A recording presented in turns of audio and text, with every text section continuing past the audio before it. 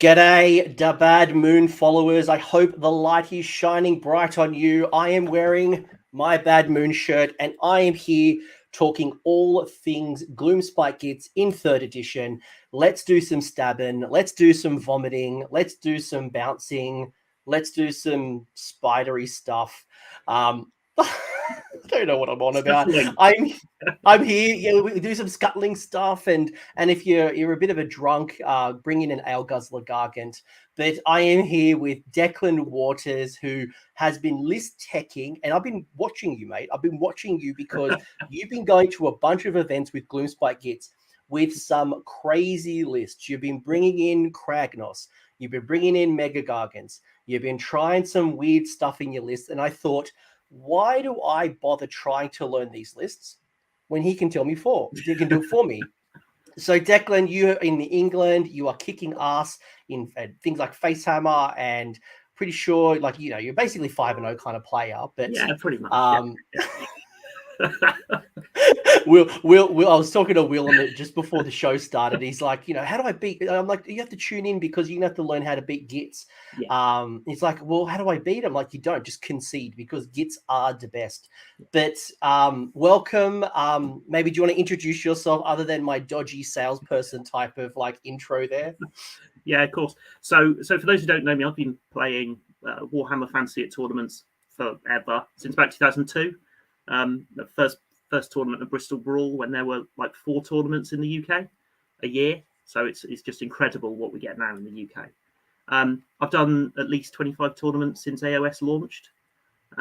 So the first few under MoComp, for those who remember it, and South Coast Comp, from when Games Workshop decided to not give us points, which was always fun. And I was playing in wounds, like in my community. It was all about like fighting, like, you know, hey, everyone bring 100 wounds in your list. So I'm like, great, I'll bring my little free guild guard and I'll bring some handgunners and some crossbows. And then some jerkwad that I played at a tournament where I went enough is enough had like Archaon with 3 bloodthirsters, and I'm like, how is that fair? Yeah, so we owe quite a lot to Mo for that. It was it made the tournaments possible, which was great. And then since AOS 3, I've been rushing around to tournaments. I think with COVID, being trapped at home with my wife and the kitten, I've managed to get quite a few passes to leave, which has been good. So I've done Carnage with Sons of Behemoth, Facehammer with the Gitz, and just did Carnage with the new Iron Jaws.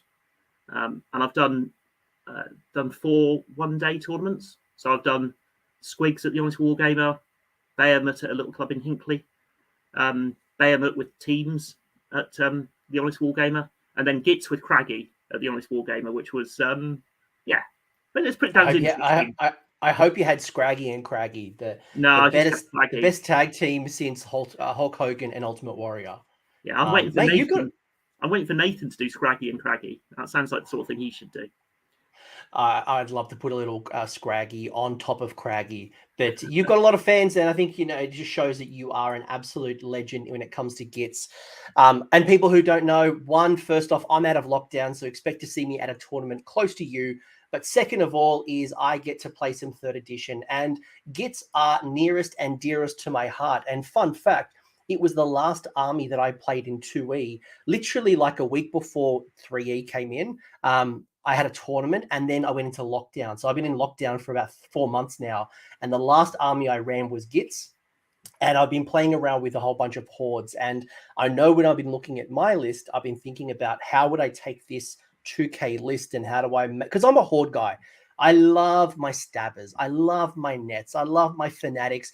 I love my little 4-wound, 5-wound idiot heroes.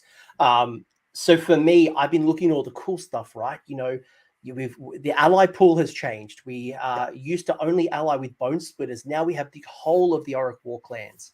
You know, we've now got Mega Gargants. We've got Kragnos. You've got so many things that I think that while, and I'd love your opinion on this, Gitz are in a really tough spot. And I think 3E has thrown us a lot of curveballs. But I wouldn't say we're down and out. It's just that we're playing AOS in hard mode. Yep. What have you found playing with Gitz just in 3E? Because this is like our first look at 3rd. Yeah. So I'm with you, Coach. I've found it very difficult. So, you know, I've played Gitz forever. And I played 12 tournament level games, and I've 1 win, 1 draw, 10 losses, which is not perhaps the rate I would normally run at. And it's difficult to get the Gitz running, but they do have potential. At Facehammer, I came 36 out of 66, so Gitz score really well on soft scores. We get most sporting all over the place, because when you roll dice and laugh, everyone's happy and everyone likes playing against Gitz. So you're going to pick up best sports votes, and you're going to get some wins eventually. It's just at the moment I'm picking from lots of different places, so I'm not benefiting from learning. I'm not only playing squigs like Kerry does, for example, and I'm not only playing Troggs like Trogg does, like Stuart does. So because I'm just picking bits and pieces, I'm learning what's bad and getting rid of it. I'm not yet at the stage of learning, how to consistently win. So I can, for instance, tell you, don't take Kragnos, and we'll come back to that in a bit. But he was a hard. I want to talk about Craggy with you soon, because when I looked at Gitz, and I'm like, right, how do I make this work? And it's really weird, right? Because I got the core rulebook, a week or two early, right? And I'm like, right, how do I make Gitz work in the core? And then we got GBH, and we're sitting now in this monster meta in the realm of Gur. And what I really like about what your approach is that you're playing around with different lists, because there will come a time where we won't play in Gur. There will come a time when we won't have metamorphosis. You're not going to get bonus battle tactic and victory points for having monsters and killing monsters. That theme is going to go. And I think having some versatility and some experience isn't quite a bad thing. So, yeah. And we've got, I think it's probably worth just mentioning why in AOS 3, things are a little bit more difficult. So in AOS 2, I probably ran about 3-2, the occasional 2-3 with my Gitz. And they would win by swamping the objectives. And a bit like Gargans, really. You would just swamp the objectives, and then people couldn't kill you. And then occasionally you'd smack out some mortal wounds and kill the things that were fighting you. But the problem is that the new book, or the new GHB, has taken quite a lot of the hordes away. So we've lost our horde bonus. So that's the first problem. So that stabbers have gone up from 360 to 450. So stabbers have gone up by 25%, which is a bit. And there's no horde discount as well, because we used to get like our extra. We'd go from 20 to 40 to 60, and that jump from 40 to 60 was not a lot. Like it was quite really cheap to go to the 60. Yeah. So we've lost that, which is bad. We've lost our bravery buff. So you for those who don't know, we used to add 1 bravery for every 10 models in a unit. So what that meant was your 60 Gitz, their first bravery test was on +5. So your opponent had to kill 11, 12 before bravery even mattered. We've also lost the fact we can't inspiring presence all over the board.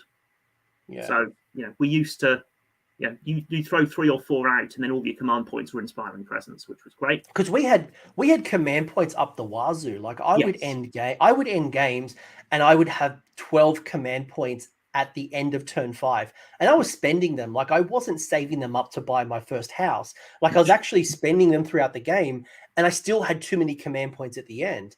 Yeah. But now that we've lost inspiring presence, and I still think, and I know I was playing around with one unit that a lot of people don't play around with, and we'll talk about them in sleepers, but I think you're 100% right. The Battle Shock immunity and the inspiring presence really hurt the horde style Gitz.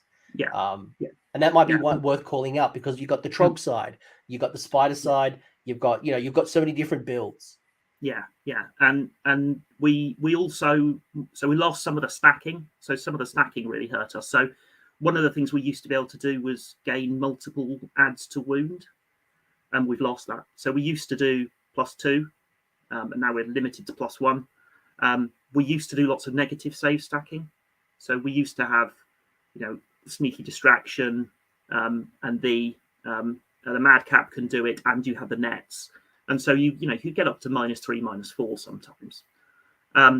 All the small units have increased in size. So I'm very much a horde player that plays with a little bit of MSU, but the squigs are now double the size they used to be. The hoppers are now double the size they used to be. So you can't run very small units of squigs for 70 points, which was a bargain.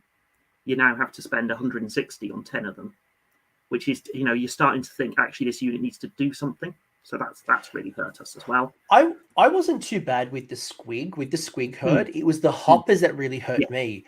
For me, when I was looking at the hoppers, I'm like, I didn't mind having a unit of 5 hoppers, and then majority of my points would go into Boingrots and things like that when I went a squig build.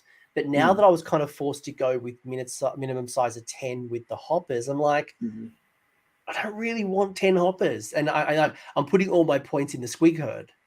Yes, yeah, the hoppers going up has made them difficult, and when the rules first came out, when I played the hoppers, they could only drop their bombs or do their mortal wound damage on normal move. So and because normal move changed, so that normal, retreat, and run are 3 different types of move. You couldn't do the things you used to be able to do. So what would happen was my squigs were being tagged within 3 inches, and my hoppers were then useless. And there were a lot of points if they can't do the mortal wound damage. Fortunately, our FAQ has changed that, so that's good. So they've noticed that error, so that's good. So I'll be bringing the hoppers back to Bobo, just to give them another go. All right. Let me know how they go. I'm still not convinced. Yeah. No, I'm not either. But hopefully that'll work. And then grot shields. So the grot shields used to be add 1 save, and then you also got add 1 save against shooting. So your goblins used to be at 4+ save. Now, because the shield isn't the good shield, so by that I mean the shield is add 1 save. It's not add 1 save characteristic.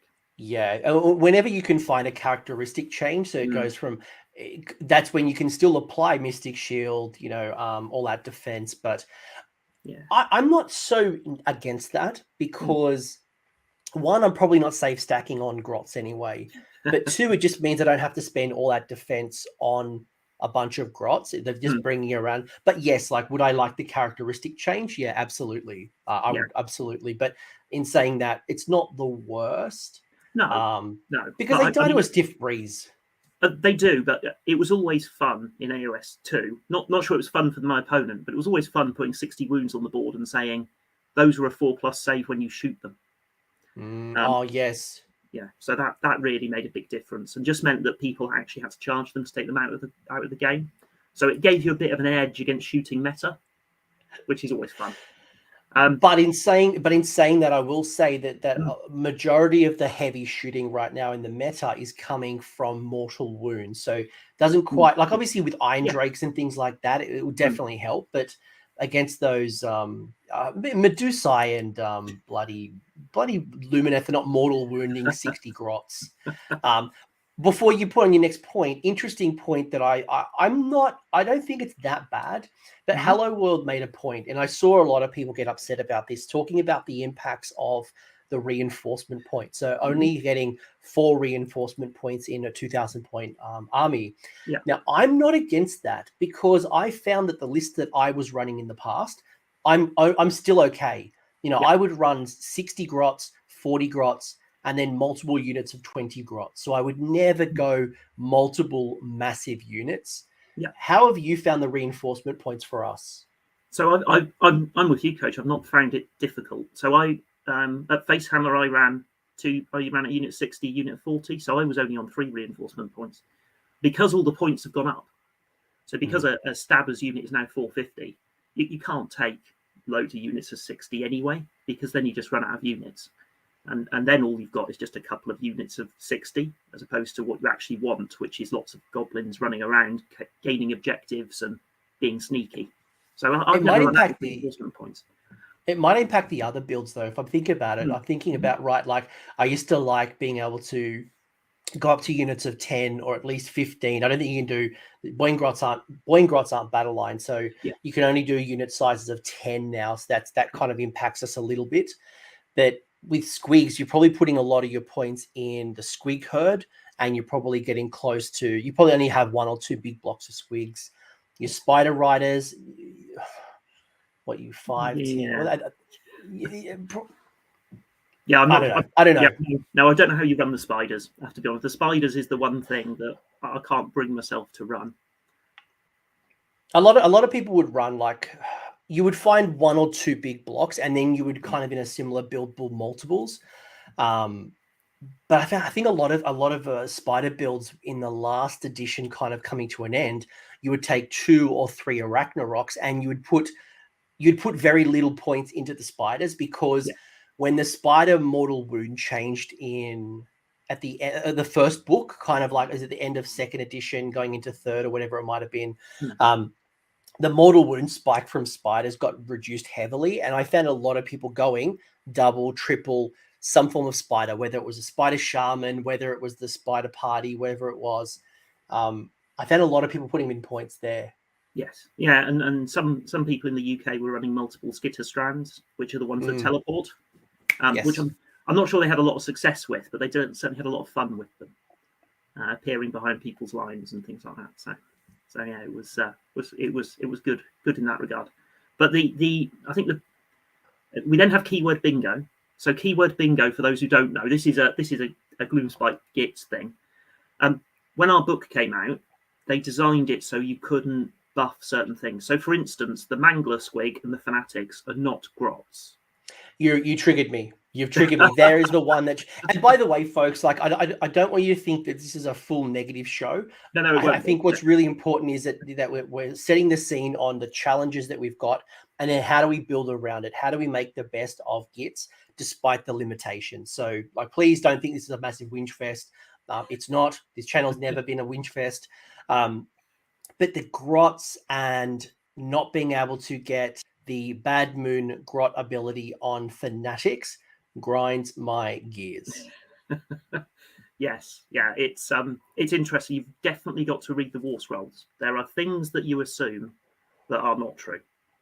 And yeah, the Fanatics not being grots is very peculiar. I'm sure there was a reason, but I don't know what the reason was.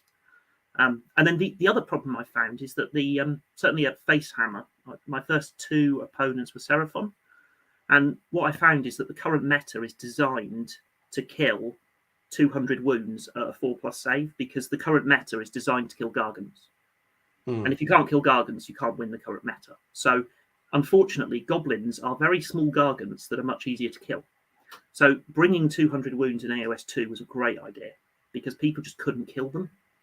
But at the moment, the Gargants are not helping their smaller cousins. By existing, people are seeing, right, well, I have to kill a Gargant, I have to do it in 1 turn. And if you can do 35 wounds on a 4+ save, you can probably do 60 on a 6+ save. And that I found really hurt as well. The Seraphon just went straight through. They were doing so much damage. And I rarely get tabled, and one of the Seraphon players with Croak tabled me on turn 4, which... You know, I've got 240 wounds. It's an impressive feat, but there we go. That's where we are. And as you said, Coach, it's important not to be negative. So that's the end of my complaints. That's the end of why we're struggling. And like the other considerations that I have and some thoughts that I've got, right, is that we don't have the super durable heroes. We've got a couple, and we're in a very much a hero heavy meta right now. And our little 4 wound or 5 wound heroes traditionally don't cut the mustard. The magic that we used to rely on and used to love is no longer getting us to where we need to be, because 1, endless spells went up. 2, we now have really super casters, whether it is, we've got obviously Zench still out there dominating. You've got Seraphon still doing well. You've got Lumineth out there. So when I was playing Gitz initially, I was very heavy magic. I was that Nathan Prescott type of run all the hordes, throw all the endless spells, Hand of Gork, Fanatics, lol. Now you've got to be really smart and really think about those decisions. And I'm kind of going to lead into some of the units that I want to know, what are some of the units that you really like in 3rd? I've got a couple. Yeah. And then I'll talk a little bit about some of the allies and some of the other things. But we talked about the whinge. We've had the whinge. It's AOS hard mode. How are you thinking about goblins? Gitz, not just goblins. We've got squigs, we've got spiders, we've got gargants. So I think one of the great things about the Gitz is they are 4 or 5 armies in one book, and they are great fun. So you've got the goblins. This is how I tend to play. You can bring loads of goblins, and they're great fun. And individually, they're rubbish, but they're knee stabbers, and they're great fun, and they will annihilate anything that's near them. You've then got the Troggs. So I don't play the Troggs because Trogg plays the Troggs, and Trogg's in charge of the Troggs, so I don't play them. They are very good. They hit out damage. They struggle with holding objectives because they've only got 4 wounds, so they only count as singles. But they are damage 3, Ren 2 with the Rock Guts, and the Fell Waters have a very high Ren shooting attack, which you can also unleash hell with because it hits on 2s. So the Troggs have a lot of play. The Squigs are great fun. You know, you can. The Squigs armies, every Squig army I've ever seen looks different. They've all got different paint schemes. Some people make them fly. They are a gorgeous army. Kerry has some success running them, so she really likes running them from the hobby room. And I played her at one of the Honest Wargamer games, and she plays them really well. The Jaws of Mork that you've got in the Kragnos book can make them better if you want to run all the hoppy ones. So if you want to run Hoppers and Boingot Rounders, they re-roll moves, so they're viable. And then you've got the Spiders. So the Grimscuttle's okay, but they suffer from the fact the Spider Rider models are very old models. So the Arachnarocks are gorgeous, but the Spider Riders are a little bit monopose. They're designed so they fit on 25mm bases, square bases, and so they're not really spread out. And I've seen some gorgeous conversions that make them work. And then but the rumor mill has said the spiders are coming. The spiders are getting updates, and if the rumor mill is true, the first 4 books, one of them will be us. But who knows if that will be, and maybe the spiders will get their light in the sun or whatever. But I hope so. And then you've got the soup. You can do a mix. It is possible. I wouldn't mix more than 2 of them. So you could put grots in any of the other 3, and they would work. Troggs and Squigs don't necessarily work, and the reason they don't work is because of the Loon Shrine. So the Loon Shrine is brilliant. The Loon Shrine is our piece of scenery. It does immunity to battle shock within 12, which is essential in the army. It's really good, but it also brings people back. So if you have a Loon Boss General, it brings back grots. If you have a Trogg General, it brings back Troggs, etc. But if you have a Trogg General, it brings back grots and Troggs, so you can, so that you can then play. And that's a change. It didn't used to bring back that. Yeah, that was a White Dwarf change that then got brought into Broken Realms Kragnos, and then that's still there. So basically, probably something. If you're picking up Gitz for the first time and you bought the Battle Tome and you're a mad lad, the Loon Shrine now can, in the past it used to only be goblins. Now it's general dependent. So because that was one of the challenges, right? Like I used to run heavy squigs at one point in time, and I would almost never bring the Loon Shrine. I wanted it as a bit of like a line of sight blocking piece of terrain before the book changed. And now that I can bring back half a unit of Squig Herd or Boingrot Bounders or Hoppers, and I can obviously do that multiple times throughout the game. It's not like a once per game type of thing. You can only bring back a unit once. So if I've got multiple units, I can bring back multiples. But now there's really good incentive if you are a Trogg player to bring back the Fellwater and the Dankhold. If you're a Grot player, you can obviously bring back Stabbers and Shooters. Yeah, and then your Squig Herd, Boingrots, and your Hoppers. So that was a really good change. Yes, yeah, and that's definitely made them fun to play. Rich, don't worry about this. So the White Dwarf, that was like a year ago. Then Broken Realms Kragnos solidified it. So that was come out March, April, May kind of this year. That is current. So don't worry about finding a White Dwarf. It's now it's law. Yeah, it's also the Loon Shrine is repeated in the FAQ. So even if you don't need to buy Kragnos just to get the Loon Shrine. So just if you're happy just to use out of the book, but you want the new Loon Shrine, just check out the FAQ. I got a question. I want a really good question from Squirrel that I want to bring up. That's not Squirrel. Damn chat, so excited. Things come up. Squirrel had asked about having 3. And it's disappeared the comment. I was going to bring it up because I have a general rule, and I'll play 70% one faction, 20% another faction, and then maybe 10%. So I would love, I would bring mostly goblins, right? So I'd have a bit of squigs in there sometimes, or a troll hag. I love my Troggoth hag. But I'd also bring like a Webspinal Shaman, and that helped me get Scuttle Tide off a little easier. Or I could get an Arachnarok Spider. So I would mix, I would have a bit of a soup, but I would never do 50-50 or like, 40-40-20. I would put most of my points under that one keyword, whether it's squig, trog, and then kind of find those gaps. Like I need some shields, or I need some screens. Cool, I'll bring in grots. I need something that can do mortal wounds. I'll bring in X. Yeah, and I think that's probably the right way to play. I don't think a soup works, which when you see the army list that I've chosen, you'll be surprised. But a soup in tournaments is not the best way to do it. You've got to pick one, because and then split. So the reason is that because of the keyword bingo, and because of the way the shrine works, the shrine only works on what your general is, and then always grots. So you don't want to take a dank cold trog boss and then take loads of squigs, because you're not bringing the squigs back. And you don't want to take a mangler squig and then take loads of trogs, because then you're not getting the trogs back. So you definitely want, you're quite right, you want sort of 60, 70, 80% to be your main one, that's your general, and he's got all his mates with him. And then you might want to scatter a few extras in there, just to get a little bit of extra, just to pick out the very good units. There are some good units in this book that pretty much feature in every list that I write, regardless. Then let's talk about them. Let's segue to that. Okay. My favorite part. So I have some personal favorites, but I'm going to let my guest tell me, what are some of your favorites in 3rd edition? So and obviously this is contextual, right? Yeah. If I'm Trog, if I'm running Trogs, then maybe the shooters aren't as good for me. You know what I mean? Like, so obviously, but what are some of your favorites? So my absolute stars at the moment are an underworld band. They're the Rippers Snarlfangs. So for those who don't know, these are not in the book. I thought you were going to say Zarbag's Gitz, and I'm he's got some list science, he's got some list tech. All right, so it's not, man. Yeah, sorry, that's shocking, isn't it? So the reason why I really like these, and they appear in all my War Clans lists as well. So for those who don't know, they're 3 little goblins riding wolves.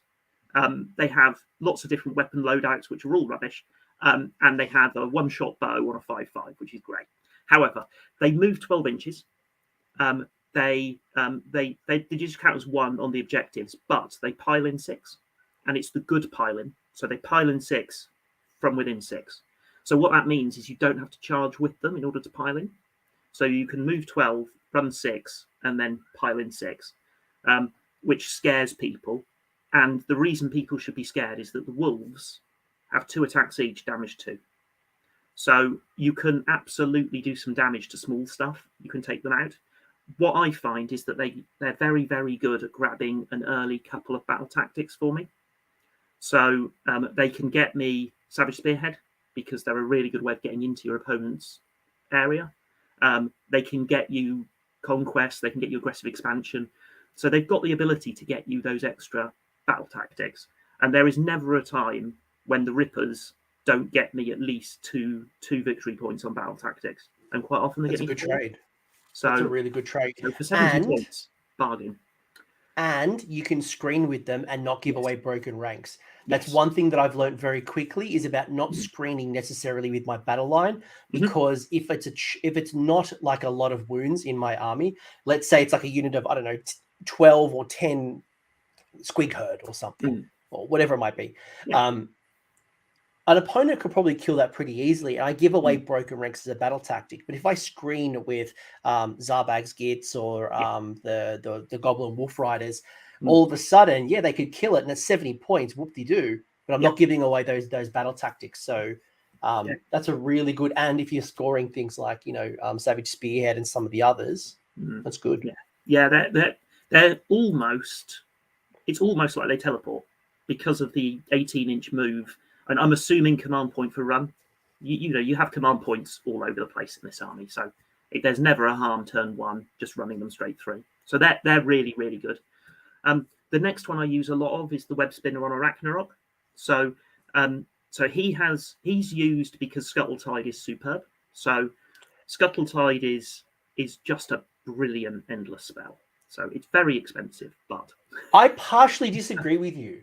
no problem. I partially disagree. I was a massive fan of Scuttletide. I was a massive fan. I would love every army I ever played to had Scuttletide. Mm. But the thing that grinds my gears now, obviously, one, Scuttletide went up in points, no Yeah. problem. But the fact that it's not a wall anymore.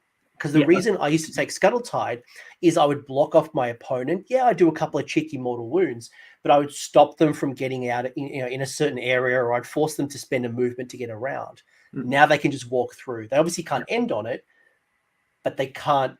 I don't know. Like for me, the points going up and it not being a wall, I've dropped it from my list. But tell me why you've kept it. So I've kept it because it works very well with the Web Spinner. So the Web Spinner gets an add 1 to cast native. So that's really good in the Gitz list. There isn't a lot that gives you an add 1 to cast native. And then he gets add 1 to cast the Scuttletide because he's a Web Spinner.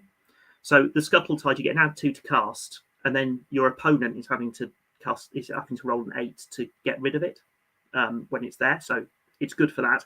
It triggers every hero phase as well. So it triggers twice as often as it used to. And because people can walk over it, people are more likely to walk over it and cause themselves wounds. So you're using it for chip damage. You're not using it as a block. And I find chip damage is really difficult to get in my Goblin army. Now, I find it very difficult to hit characters and things. But if you put this next to a slow-moving character, they either have a choice of standing still, which they normally don't want to do because then they get behind and they can't use their buffs, or they have to move within the 6 inches of the Scuttletide, and then they're taking damage, and you can pick them in the hero phase. So the way Scuttletide works is you roll 6 dice, and on a 5+, you do a mortal wound. So you do it in the hero phase on a small character. They move, they do it again, and then in their hero phase, you do it again, and you're killing small characters with it, or they're running away, which is just as good. If you're within 6 inches, you end a move within 6, I think it is. I don't know. Like for me, like I know a few people have talked to me about like Mork's Mighty Mushroom, and I'm like, we're not in a horde meta. We're not in a horde meta. When we get back into a horde meta, I will absolutely take Mork's Mighty Mushroom. Scuttletide, I don't know. For me, question mark. I don't know. I'm not sold. No, that's fine. And then the other thing that I like about the Web Spinner is it's a good unit to put the Amulet of Destiny on. So it's 14 wounds, 4 up save. You then put the Amulet of Destiny on, and suddenly it can take a lot of damage. So I played against KO, and their entire Alpha Strike only just killed the Web Spinner. And if I deployed better, it wouldn't have killed the Web Spinner at all. So it can take a lot of damage in one go with a 4 up, 5 up, 14 wounds. So it's a very good tar pit, such that people don't necessarily bother trying to kill it. No, especially if you like the -1 to hit on it, and if you take the Scuttletide Cauldron as well and get access to the spells, it's a wonderful hero. It is, yes. And then the other benefit is taking single monsters is great in Realm of Gur. So it gives you the ability to do monstrous takeover. It's not a monster that has to charge forward to do stuff because it's got the wizard on board. So it allows you to use him to put a Mystic Shield on something, or to cast a cheeky Arcane Bolt, or set up the Scuttletide. So he's standing at the back. Nobody cares about killing him because he's not doing an awful lot. And then suddenly he does a monstrous takeover. He then does an Arcane Bolt, and he takes the last couple of wounds off another monster. So he's doing Broken Ranks, and he's doing Bring It Down as a monster. So he just gives you the ability just to get additional extra points. And if somebody does kill him, he's only giving away the 1 point. It's not a disaster. He's not giving away the game. So that's why the Web Spinner's in there. I'm including a unit just for Trogg, so the Rock Guts. So the Rock Guts are really good. So the Rock Guts are 5 up ward. So in the Mortal Wound meta you were talking about earlier, the 5 up ward is really good. It's very, very good. They throw mortal wounds out, so they have rocks. Now, they can't sand shoot with the rocks because it's on their war scroll. It's not a shooting attack. But they can throw rocks, which is really good. You need getting the distance with Gitz is difficult. There's not a lot that hits at range. So having the Rock Guts do that is brilliant. And they've got damage 3. So Rend 2, damage 3. They only do 2 attacks each, but with all that attack, the add 1 to hit is gold dust on 6 rock guts. And then finally, they're 2-inch reach. So you can actually have 6 of them in a sensible formation, just going forward and attacking things. And that's one of the challenges when you start taking big models on big bases and they've only got 1-inch range. You find a lot of players, and you're probably actually me, but things like your Doom Balls, things like your Gore Grunters, there's a disincentive to run those units of 6+ now because of those big bases. But the Troggs having the 2-inch range really does help. I know some of my favorites, by the way, like you have such a big fan base here. Everyone is a massive fan. And, shout out to Stu. Like, by the way, if people want to listen to more, I've got a heap of Gitz videos on the channel. And, while second edition has kind of changed a little bit, the fundamentals are still there. So check that out. Yes, Stuart, we'll get to our favorite ally in a second. A couple of my favorites, we'll get to them very, very soon. One gift from the gods has come from the Auric War clans that I don't think any of us was expecting. For me, what you've said, yes, agreed, 100%. Although the Scuttle Tide, I'm still not sure. Gobbapalooza, I was a weirdo at first. I'm like, I don't really know if I really want to do this. Ran Gobbapalooza, love them. It's an extra way to get two wizards. You get 5. And look, if you're playing the drops game, if you're trying to go like under 3 drops or 4 drops, you don't take Gobbapalooza because it just ruins your day. But if you're already 8 to 10 drops, who cares going to 15+? Doesn't matter. And then being able to like counter deploy like one model. One model. But one of them makes one of your units immune to battle shock. So I love the fact that I could run my hordes, having my Loon Shrine being immune to battle shock to one unit. I can then get Inspiring Presence on another, and then a third one through the Gobbapalooza. So for me as a horde player, I love it. You said the Shaman, you said the Spider Shaman. I love the Spider Shaman, but I always go the Troggoth Hag.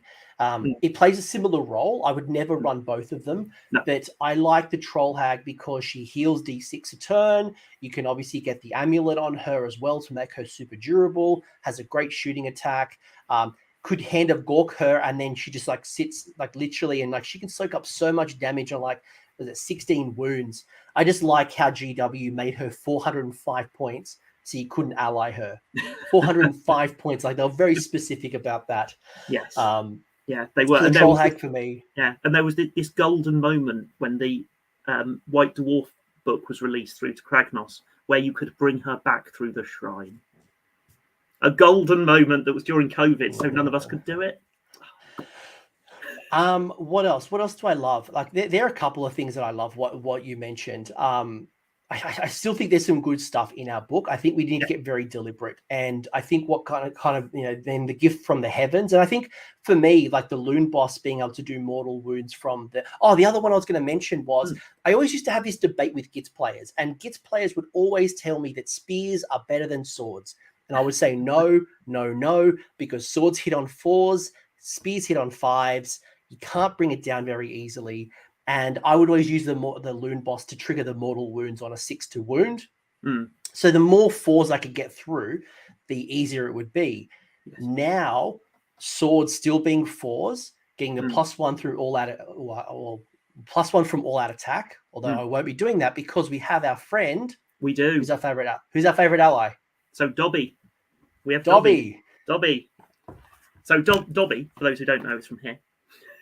So, the Marsh Crawler Slogoth, if you actually go into the Games Workshop website, like don't type in Dobby. No, don't try. Why can't I find Dobby? What is this? What is Coach on about? Yeah. So I've just bought 2 of them. My aim is to get at least one of them painted for Bobo. So they are really good value. So they're 150 points. They give add 1 to the Trog Wagon. I love it. Yes, Dobby, the Marsh Crawler Slogoth. Yes, please. Sorry, paint it up because. So 150 points. So it fits into the army very cheaply. It is add 1 to hit for all friendly units wholly within 12, and it's the friendly that makes it absolutely gold dust. Because the problem that I had when I was running the Gitz in Facehammer was I couldn't use the add 1 to hit from all that attack and the Loon Boss mortal wounds. Exactly. Because it's the same phase, and you can't give the same unit the same command in different commands in the same phase. So what I was doing was I was going in and I was missing with everything, and then rolling the occasional 6, or I was hitting with everything and then wishing I'd done the mortal wounds. With the Marsh Crawler, you don't have to think. You've got the Marsh Crawler, and 12 inches on that base is huge. You get your 60 grots or your 40 grots even. Put the It's 18. It's wholly within 18. 18. Oh wow! Okay, I've got the book right in front of me. I'm like, wait a second. That's 18. It's wholly within 18. So that's super generous. Yes, yeah. So that's huge. So I will definitely be running that, and I'll definitely be running it. With I'll probably be having a little bit of fun and taking squigs with it, which is suboptimal. But it's add 1 to hit pretty much across the board because you want to be hugging the Loon Shrine anyway. So 18 inches is as far as you're going to go. So it's definitely. Yeah, as you said, Coach, it's a gift from the gods, and being able to ally in the whole War Clans book is brilliant.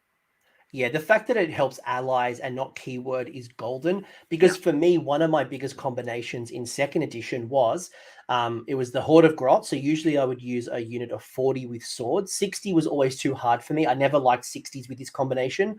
But you do a unit of 40 swords. You have your Loon Boss who makes them do mortal wounds on a 6 for a command point. If you have the sneaky Snufflers, you get +1 attack. If you have the Goblin Spore Splatters, you can do +1 attack. So you could be doing Goblins with a 3 attacks each. With Dobby, you'd be hitting on 3s, doing mortal wounds on 6s. If you're under the light of the bad moon, you're re-rolling 1s to hit. So that is a metric ton of mortal wounds that you, in return, then have your nets to cause -1 hit, and you just a lot of bodies. So in this super heavy, 2 up, 3 up armor save, those goblins work. Yes. Yeah, absolutely. And I will definitely be trying them again, whether it's at Bobo or whether it's beyond that. But just looking for suitable tournaments to take them to, because I've found with Gitz that taking them to hyper competitive tournaments where everyone is bringing an A-tier list just gets you smashed. Whereas if you take them to fun tournaments, so that there are tournaments in every country, there'll be tournaments that are different levels. But taking them to fun tournaments where, the first game you get smashed and then you've got an opportunity for the next 4 games to have fun and try to wiggle out a win. And things like that definitely help. It's if you play Gitz and you want to play Gitz, get a Marsh Crawler. And as Stu's mentioning as well, like the fact that we just use goblins as an example, but think about because spiders trigger mortal wounds on a 6+. Under the light of the bad moon, it's a 5+. And then if you're adding +1 to hit, and there's so much things like you could be doing a lot of mortal wounds. I think apply that theory into any of your squigs, whatever it might be. Your Mangler squigs running up the board. What I love about that is because 18 inches is quite a generous bubble. It means that one of the issues I always had with my Mangler is I would be always very quickly out of range of certain buffs.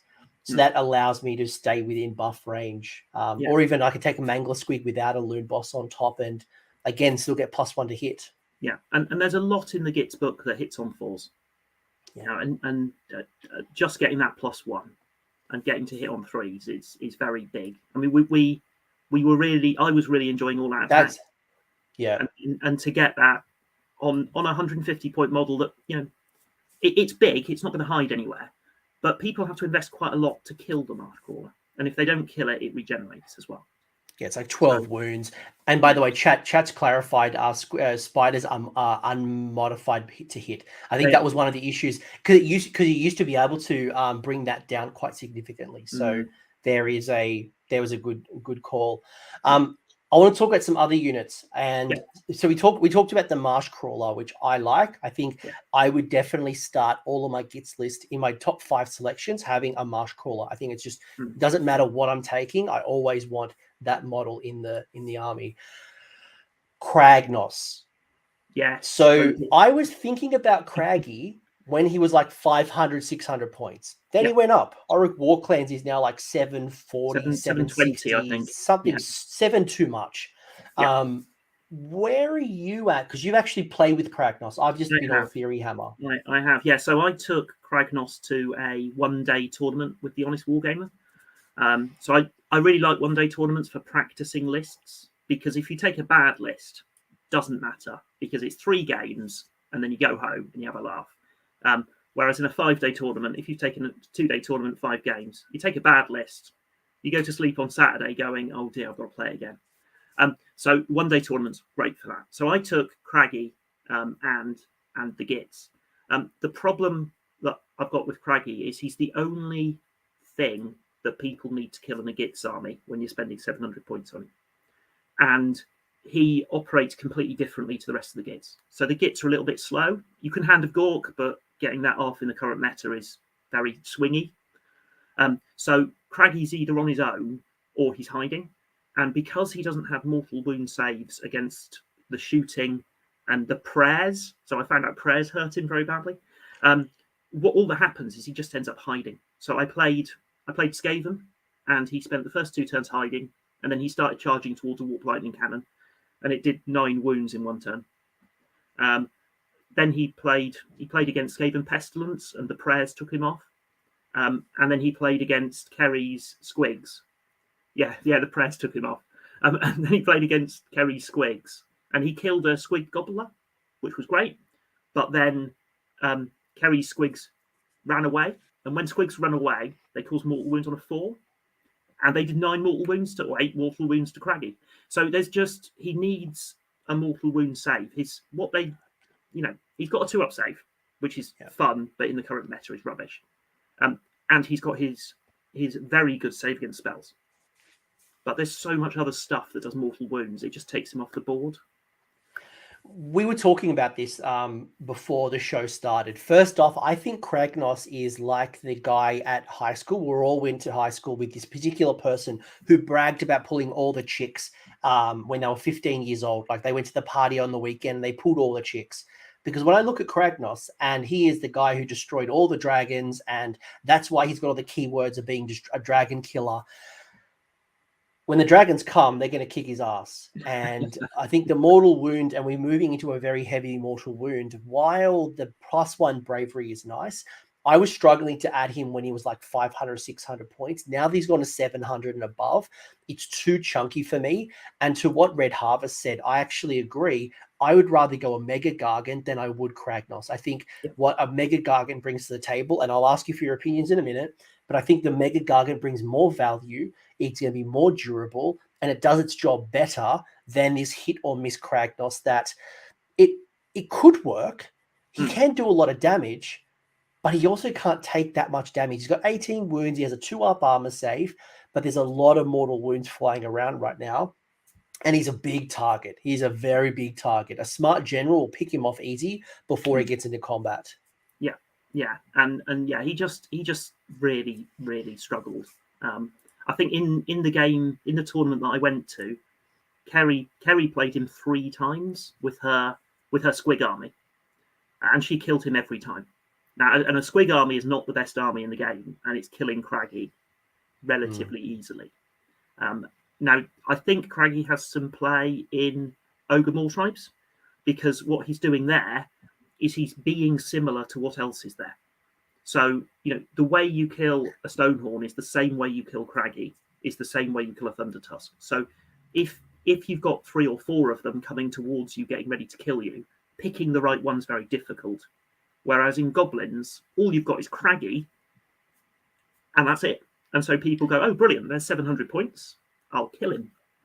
And he falls. But the question is, like in Ogres, and I know this is not the Ogre show, but am I better off having 2 Frost Lords on Stonehorns? Oh, definitely. Or Kragnos, which is the challenge, right? And I think it's the same thing. Like when I'm spending 500 plus points and I have a Mega Gargant or I have Kragnos in front of me, I'm going the Mega.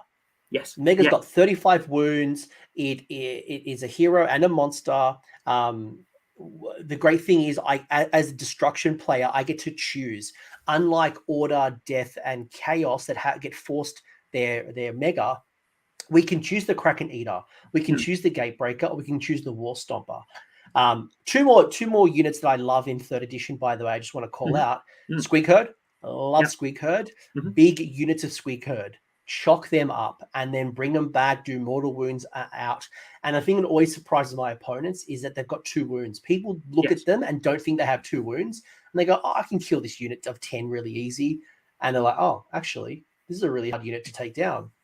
The other is a Colossal Squig. People who watch the channel for a long time know I'm obsessed with the Colossal Squig. Its profile got a little bit better. You are playing with fire with Forge World. You never quite know how long you're going to be playing around with Forge World models. Yeah. But the Colossal Squig, for me, doing mortal wounds on a 6, doesn't matter how many damage it's taken. It has a 4d6 move. It does mortals on the charge. It just does its job really well. Yeah. And the 2 for me, the 2 additional for me, the Fungoid. So the Fungoid Shaman's brilliant. His War Scroll spell is atrocious, and I can't remember the last time I've used it. But as a wizard, he gains command points. He's got an after save as well. He's got a ward save. So the Fungoid's in almost every army I take. And then the other one is the Sneaky Snufflers. So the Sneaky Snufflers are really cheap. So they're 75 points for 12 wounds, which is a great start. So I also use them to capture objectives in cheeky ways. But what they actually do is they give add 1 attack to things. And strangely, they don't suffer from keyword bingo. So you can do add 1 attack on any squig, I think, and add 1 attack on any grot. So unfortunately, they don't help Trog. But they give add 1 attack on lots and lots of different things. So if they sacrifice their movement, that for me is always a candidate for Hand of Gork. I'll actually Hand of Gork them up the board, and people are fearful that I'm going to throw like my grots with a bunch of fanatics, and then they see me moving up my little my snufflers, and they start to like disarm themselves, and then like turn 3 to turn 5 is when I throw the unit of 20 grots with the fanatic in there and kind of catch them out. And by the way, Warg, Squigs, absolutely. If I was to rate the sub allegiances, and Declan, you respond to what I say, I would say Troggs definitely a number 1. If I was going to rank them, Troggs number 1 right now, Squigs then Gitz, like Goblins. I'm kind of like, they're kind of like about-ish. Spiders right now, probably you've got 1 build, which is the really big spider build, and then our Guzzler. Let's not even talk about that.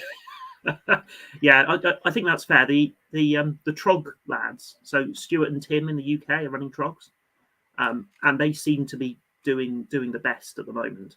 The only reason I'm not running Trogs is I'm trying to find another list that works, and I think that Trog and Tim are going to find a good Trog list. So there's no point. And by the way, and Snufflers, the reason Snufflers don't work with Trogs, folks, is because of the Moon Clan keyword. So you can add +1 attack to Moon Clan, which is your Squigs, and it's going to be your Goblins. It's not your Spiders, not your Trogs. And I think we've just made Trog very happy, Stu Trog Boss himself. But no, legitimately, I think they're just really good right now. And the Loon Shrine really does work in their favor. And the fact that they don't really have a lot of monsters as well. So you're actually not really giving away a lot of victory points at the same time. The Trog army is great fun. And it surprises people how much damage it does as well. Rend 2, flat damage 3. Even though they've only got 2 attacks each, it's a lot of damage coming back, and they're survivable. They're 5 up after damage save, and if you want to take Glog's mega Glog, so in Kragnos they've got three additional sub allegiances, which are all optional. The Trog one is perfectly good, so it improves your regeneration, which is okay, but it can allow you, the command ability is stopping spells on a 4+. You've got another 5-up ward. So if you wanted to take 2 dank holes, you've got 2 5-up wards if you want them. So there's some potential there that can work. So it's the Trog list is very good, and it looks so pretty. The models are gorgeous. the Jaws of Mork for me, the fact that you can re-roll the movement, Yeah. which has always been one of the banes of my existence, and the fact that the Mhm. table has shrunk means that it's easier for me to get my Boingrots in, because I always used to take Boingrots in units of 15 because I knew by the time they got into combat and to do their little zaps, they would never be in a unit of 15. So I was really building in redundancy, but now the table size is shorter. I can re-roll the move. I'm still not getting my full 10 in, but the impacts aren't nearly as bad as what they used to be. Yes, yeah, and the the Boingrots are a very good unit in the army. They can, for those who don't know, when they charge on a 4+, they do a mortal wound. But unlike quite a lot of mortal wounds, the unit has to be within an inch, not the rest of the not every model. So you can get, if somebody leaves you space to hit a character, you can get one Boingrot hitting a character, and then roll all 10 dice on 4-ups to do mortal wounds on the character. So you can absolutely assassinate characters, as I did to a friend at Warhammer Achievements, much to his joy. So you can absolutely do that, and they are very, very good models, and they're not bad. 210 points for 10 is not it's not too expensive by any means. No, and they're good armor save as well. Have they got a command model in there so they issue their own commands? Yeah, awesome, absolutely. Yeah. So they're very reasonable, and I hide them behind Squig Herd, and then wait for somebody to get close enough, and then try to guarantee the charge. And the fact that they fly as well means you can get around a lot of things. Yeah. No, they're great fun. One final question that I want to kind of move to your list is, we danced around the mega gargants. Yes. We danced around it. We did. By the way, some of the other Auric War Clan stuff, like the killer bows, would be another one I would consider in my list, because goblins have always struggled, or Gitz in general has always struggled for long range shooting. I tried the Squig Gobbler in the past. It's just not that good. There's no rend. It's got a great range. It ignores line of sight, but it just doesn't do a lot.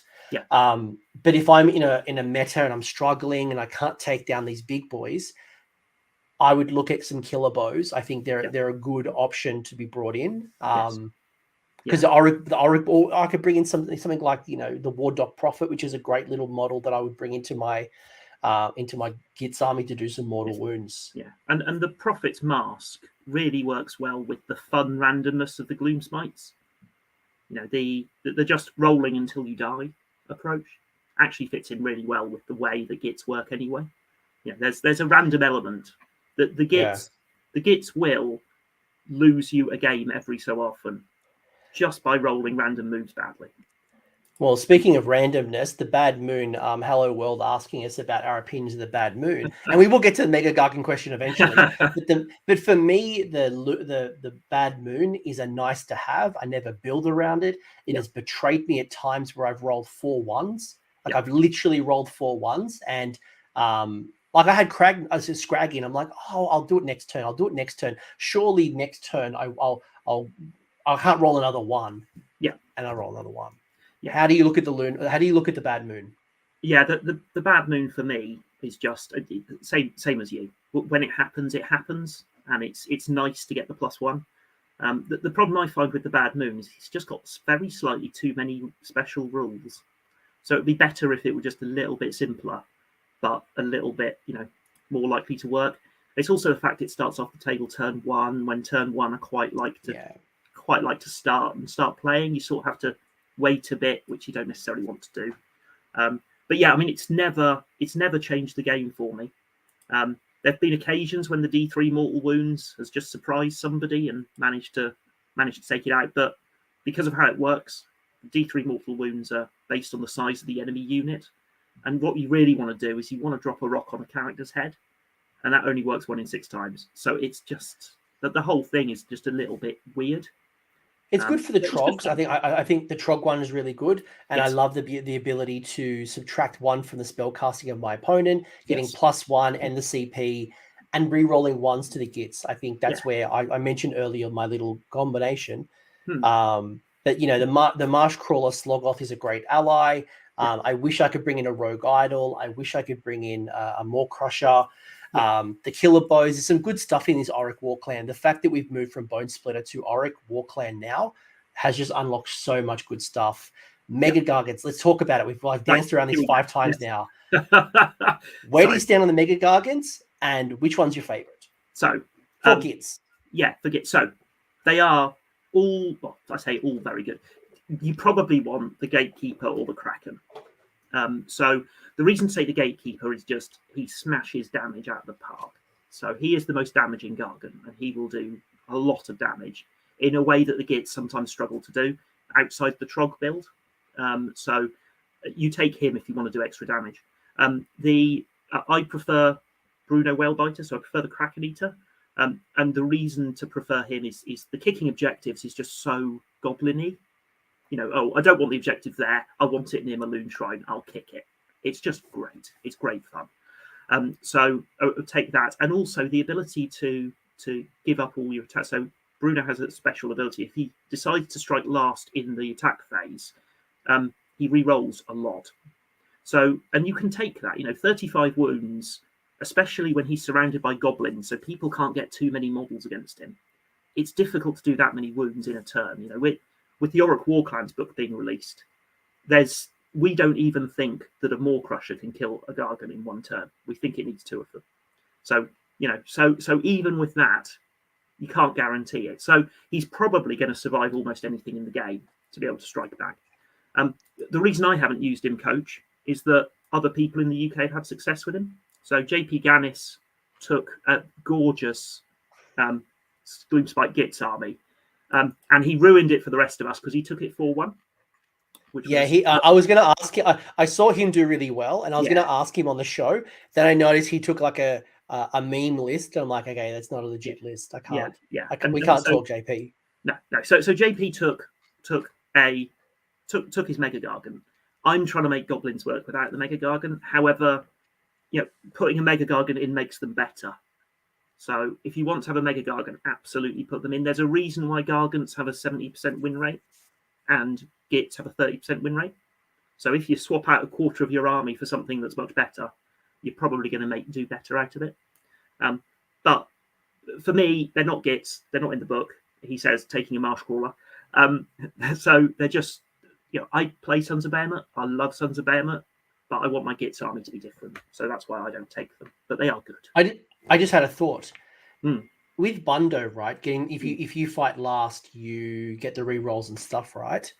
With the Realm Command Feral Roar, you apply that at the start of if you know that you're gonna fight last with it, you can apply that command ability so he fights at the top of the bracket. And then fights whenever, fights last or whatever, and gets all the rerolls. So you get like the best of both worlds. Yes. Yeah. No, Bundo is good. If you want to do well with Gitz, considering a Gargant is definitely a good step. The Kraken Eater being able to kick the objective is really good, especially there's a whole bunch of reasons why that's good, whether it's defensive, whether it's just there's some scenarios that can be a real game changer. The other part is that the Kraken Eater can break coherency or pull out models. So being able to pull out champion models so they can't issue a command. If you do fight last, you pull out something that break coherency. And they're not going to have the ability to then get back into formation. That could then see potentially half the unit get auto slain because you can't get back into coherency. So, so that's why I like it. The Gatebreaker doesn't do it. It has a better attack. My problem with the Gatebreaker is it's a bit inconsistent, which is why when I play Sons, I play the Gatebreaker tribe because I get +1 attack, but +1 to hit.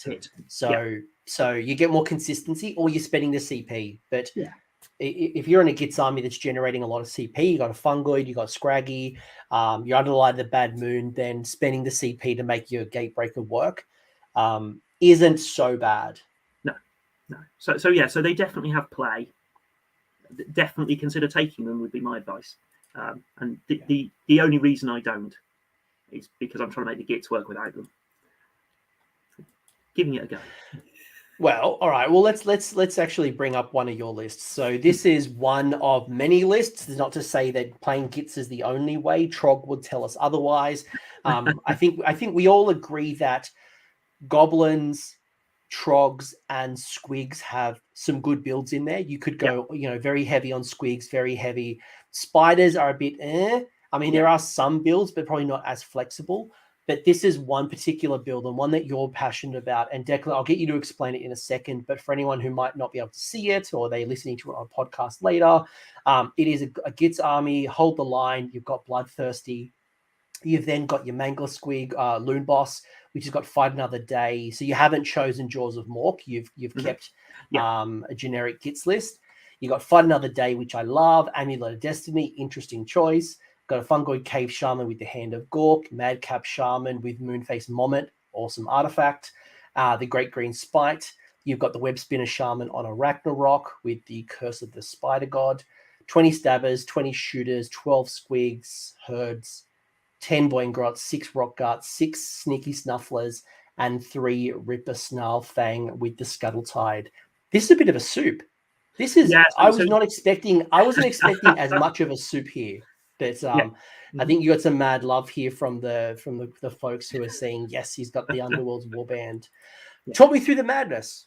Yeah, so the reason to take this was to demonstrate how many different things there are available in a Gitz list. So the one thing I would say is, don't take this list to a tournament.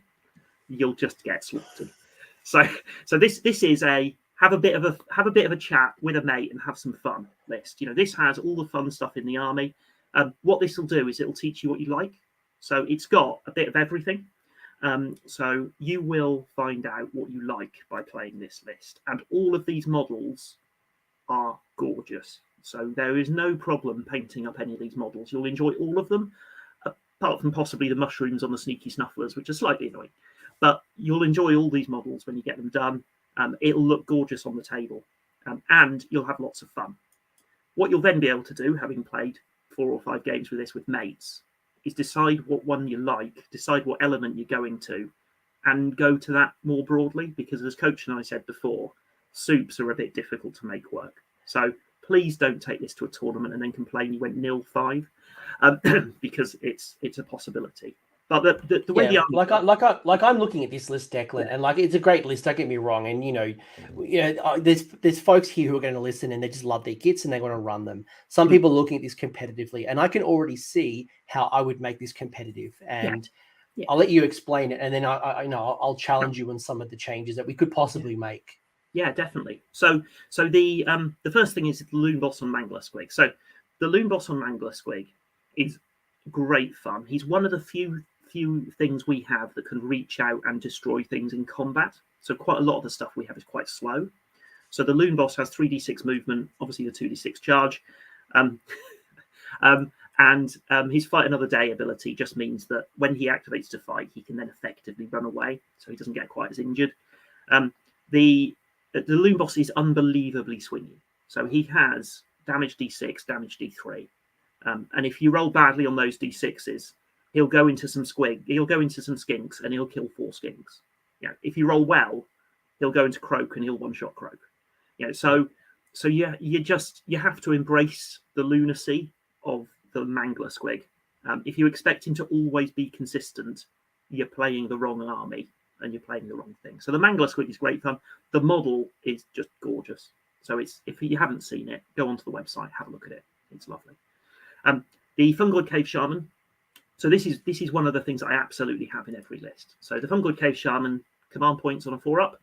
Hand of Gork. So Hand of Gork is the pick up and move spell. It is cast on a 7, so it's not straightforward to cast.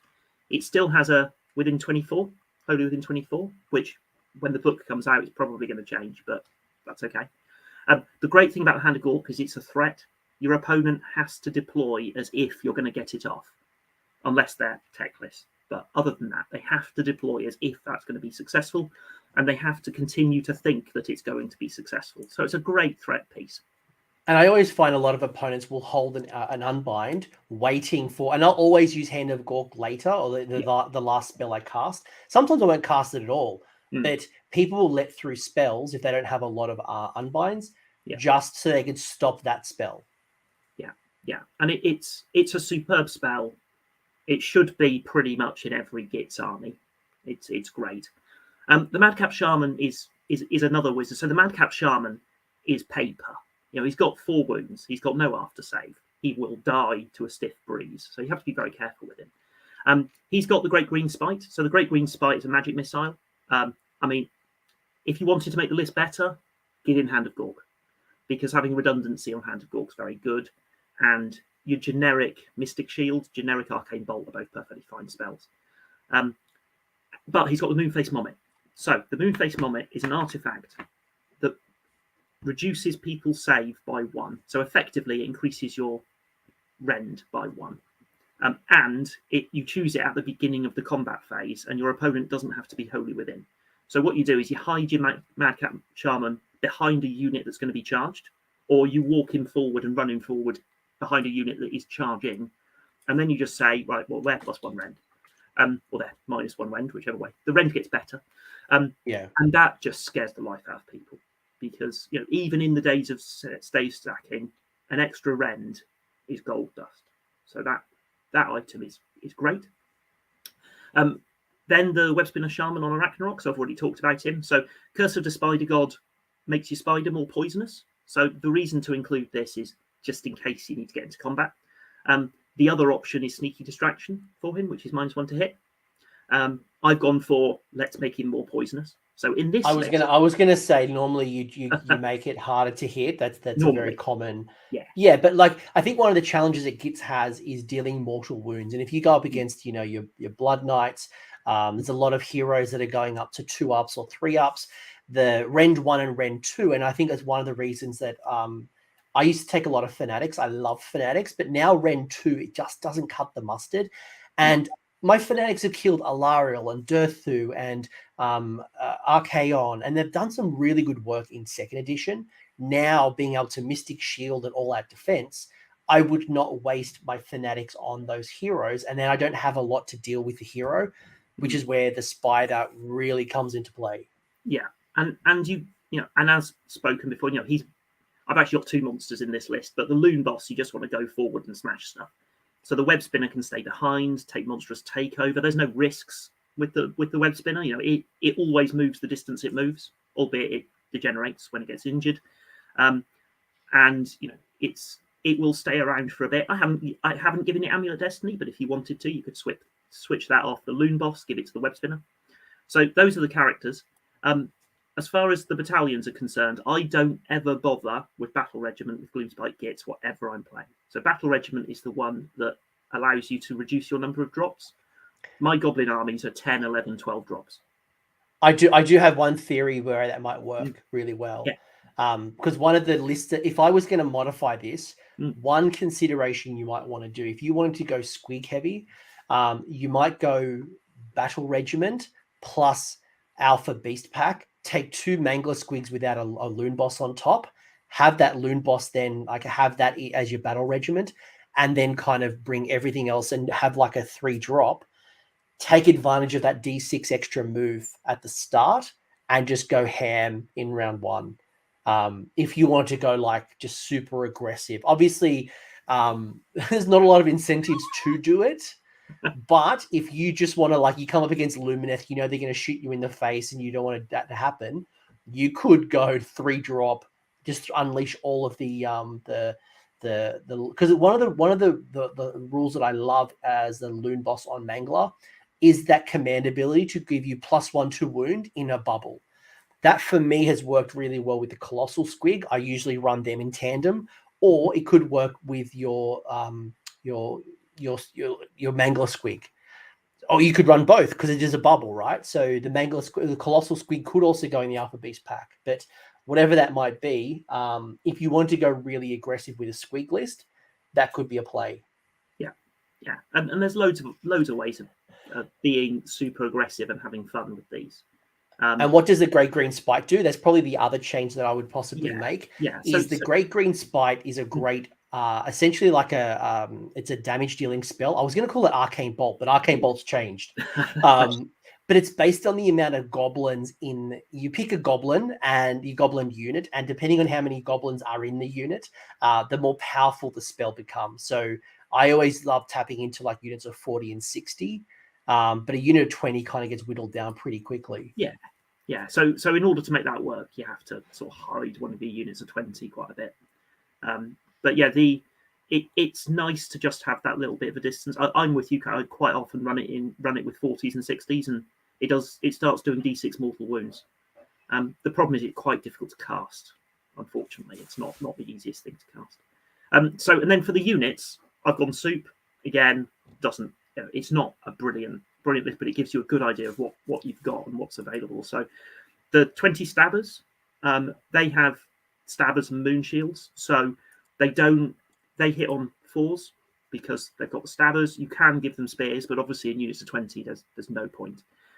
The barbed nets give you -1 to hit, so the nets are the reason you take goblins. The nets also strike much better than the goblins, so they do hit on 5s, but they get 3 attacks each. Yeah, in fact, they hit on 4s and they get 3 attacks each, so they are just brilliant. And then the Bad Moon Banner gives you +1 to save against shooting, which when you start getting more gits starts to impact quite nicely. The 20 shooters are just there because they're a little bit cheaper. The way that I treat the shooters is they never do any damage except on the turn they do, and then they might pick out a character.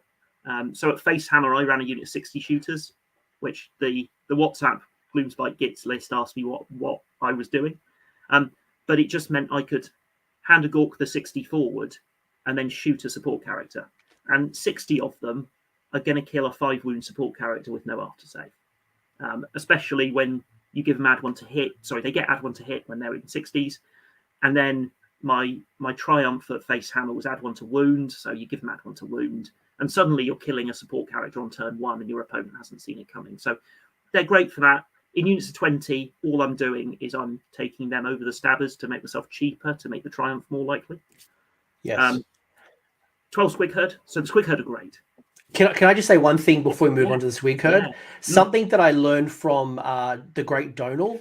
I'm pretty sure it was Donal. I'm going to credit Donal anyway. Another grot terrorist. I remember him sharing very early on, and I love this tip, is that the unit champion in your stabbers and shooters gets +1 to hit. You're like, okay, that's cool. But there's nothing to say that a netter can't be the champion. Yeah. So you could be getting 3 attacks, getting the +1 to hit, and if you're using the Loon Boss to do mortal wounds, then it's a nice little thing. And I'm like, yeah, why isn't a netter a champion? So Donal, shout out to you. A tip that I still carry to this day, many years later. Yeah, no, I learned that from Donal as well. So all my champions are now netters, and they weren't before. And then the question was asked, and it's a good point. I'm like, good point. Yeah, why don't I do that? But yes, please continue. The Squig Herd. Yeah, so the Squig Herd are great fun, and normally I would run these in 24s or 36s. I love the 36. It's just crazily good. So they get 2 wounds each, as Coach has previously said, and that just means people don't expect it. They're on a 6-up save, so it's rubbish. But the 24 wounds, you have to get through them. They get to reroll charges as long as they've got a goblin with them. So they come with 10 squigs, 2 goblins. If those goblins are with them, they get to reroll charges for free, which means they're a perfect candidate for Hand-a-Gork, just outside 9. 9 with a reroll is about 50-50. So you're properly scaring people. And 12 Squig Herd into the side, you're going to have to go for a support unit or support character. 36 squigs into the side, you're doing proper damage. The squigs also blow up when they run away, so their bravery's 4. It's awful. But when they run away, every squig that you remove from Battle Shock, on a 4-up, it does a mortal wound within an inch. So this is how Kerry killed my Kragnos.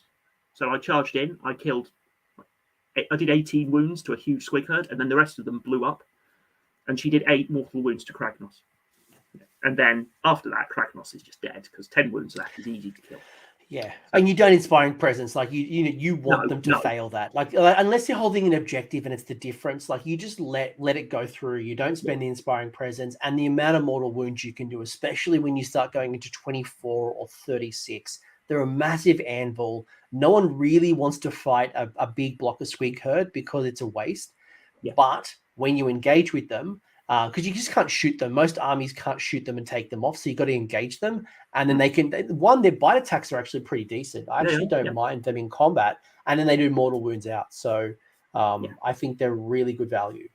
They are very good value, and in this list, because my general is a Squig Loon boss. So by that I mean he's either on a Mangler Squig or he's on a Cave Squig. This unit can come back. So on a 4+ in your Battle Shock phase, they come back, and you can keep rolling until they come back. So every turn you get to roll once. So the first turn you're unlikely to. 5th turn might not matter quite so much, but when you're running bigger units, having a unit come back is very, very powerful. The Boingrot Bounders are there because you need something that pushes out and does some damage. So they could go with your Loon boss, because then the bubble that Coach talked about works.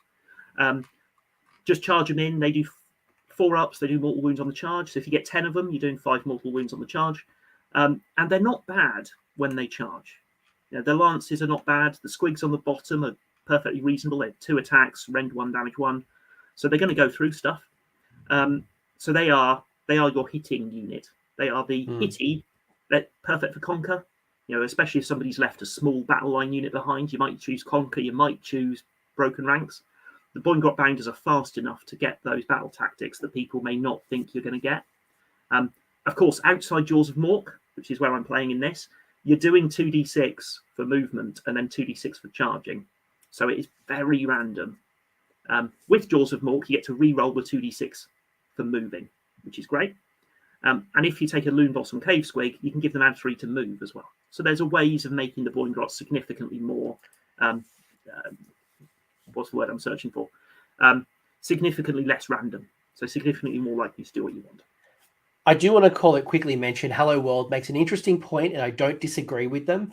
And they mentioned that losing all of their Squig herd to Battle Shock is not good because of the amount of points you're spending. And I would partially agree and partially disagree. And the reason I say that is it depends on what they're fighting. If you are going up against, let's say, for example, a unit of 5 Blood Knights, they're on a 2-up armor save, most of your units are not going to cut through the unit of Blood Knights. That is a great way to chip them down quite significantly. But if they're chaffed up with something that a couple of mortal wounds is not going to help, then yeah, it's probably a complete waste. So for me, where I play my Squig herd and what I go for is very targeted and very specific, because I want to tie something up and punish them when they get in. So I'm looking for especially those high armor saves. Yeah, and a trick you can do with the Squig herd is you can place them wholly within 12 of the Loon Shrine, so that they're then immune to Battle Shock. Your opponent then charges. You can pile in outside 12 if the opponent charges for something big. So if your opponent charges you with Archaon or something silly, then you can charge in. You can go, right, well, I'm going to pile in outside 12 because I want to blow up. If they charge you with something rubbish, like 10 skinks or something, then don't pile in outside 12. Stay within 12 and just beat it. And then any battle shock you do is automatically protected. So you can play with the Loon Shrine a bit. You can decide when you fail battle shocks and be a little bit tricksy. And in that example, I would not send 12 Squig herd into Archaon. But if I had a unit of 36, different story. Yeah. 36 is still not going to kill Archaon, but it's going to tie him up a little bit, and he'll do some cheeky mortal wounds. But he also will heal up a lot. So tying him up and not kind of wrecking face into your Rock Guts or your Webspinal Shaman might be the right play. But yes, I would not automatically throw my Squig herd and just hope for them to fail battle shock. That's not the one and only play. So good comment. Yeah. Then the Rock Gut Troggoths. So I know Stuart, he'll kill me if I don't put Troggoths in the list. So 6 Rock Guts for him. So these are both a hammer and an anvil. Now they're quite slow, so you do have to be a little bit careful with where you position them. But so if they're still in 6, they'll automatically do mortal wounds at range because they'll automatically be able to throw their rock. They've then got 2 attacks each, rend 2, damage 3. They are going through a lot of stuff.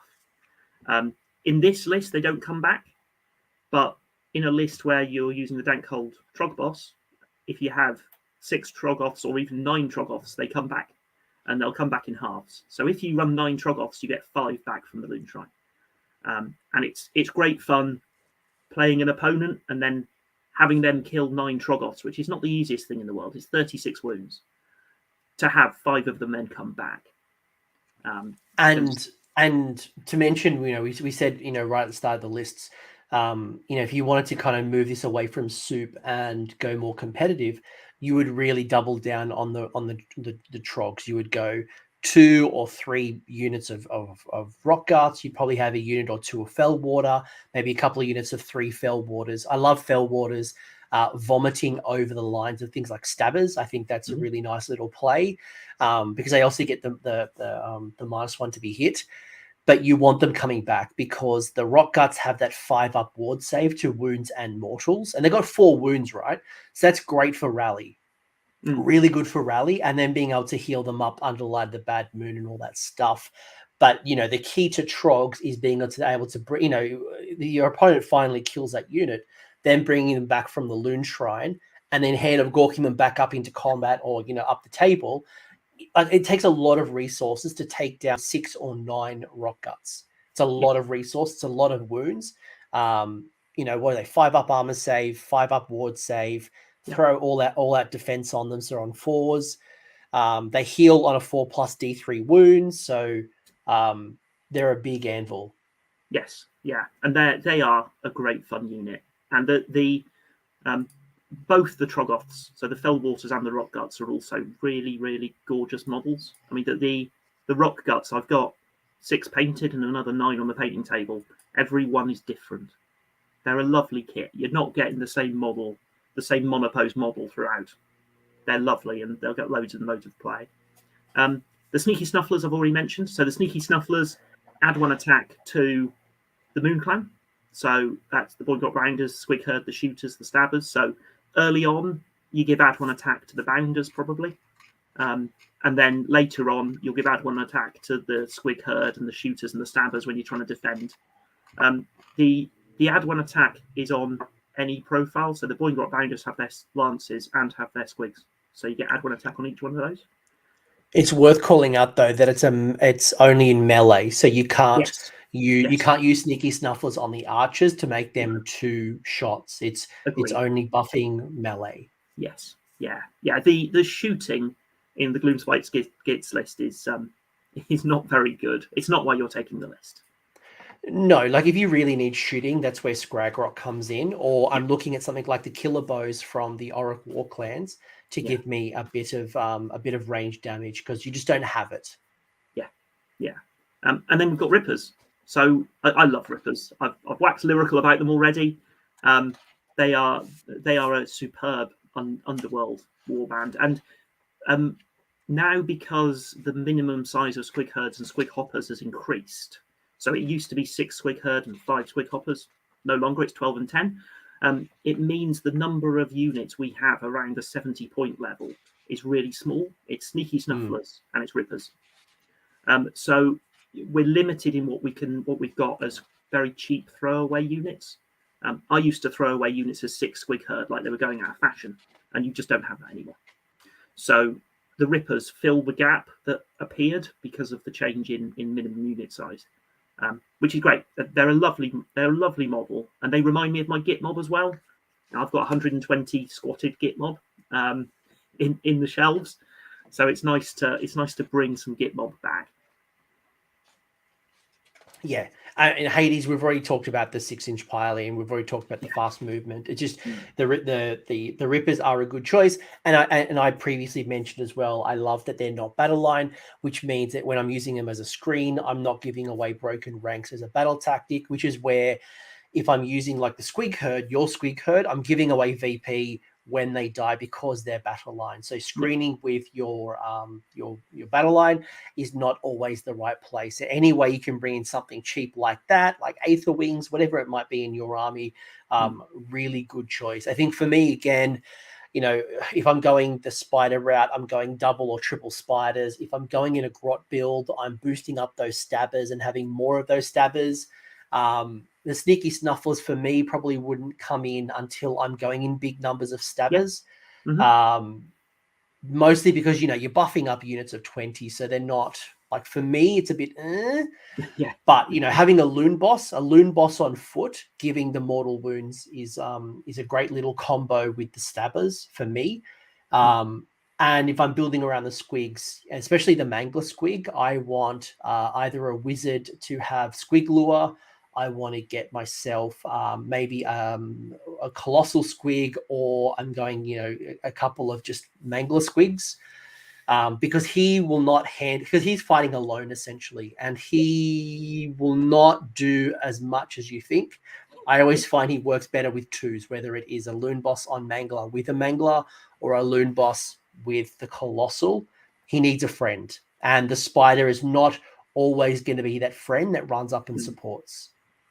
Yeah, I mean, you can just about friend him with the Boingrots, but the Boingrots, the 2d6 against 3d6 is a huge difference on movement. So the Mangler, which is 3d6.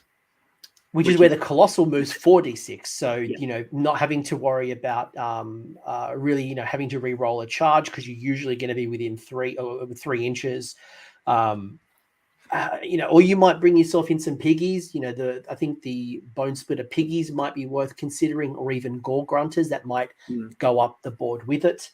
Or you might bring yourself in a Mega Gargant. I think that is another option. But I think overall, if you're like a soup and you want to try a bit of everything, I love this type of list because it does give you a bit of everything. Yeah, and it allows you to play and find out what you want. Yeah, because starting with, if you were to start with Gitz now, you're going to struggle on your first few games.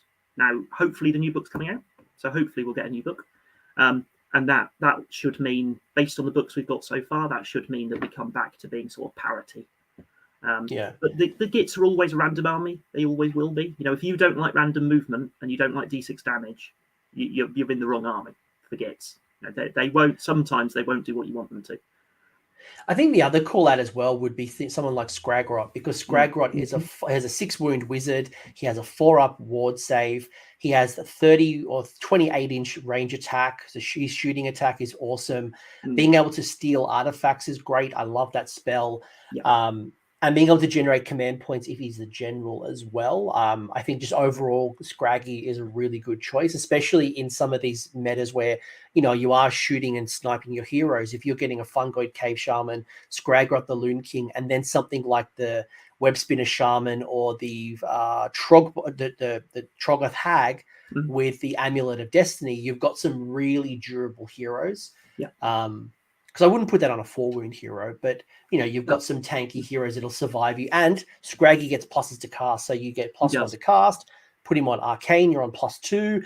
Under the Light of the Bad Moon, you get +3. So you get some consistency with the spell casting. Yeah, and the Nick It spell. So I've never made it work because I can't roll very well. At my last tournament, I did it twice. I did it. I stole 2 artifacts. It was the best. They should let me run the artifacts. They should let me use it.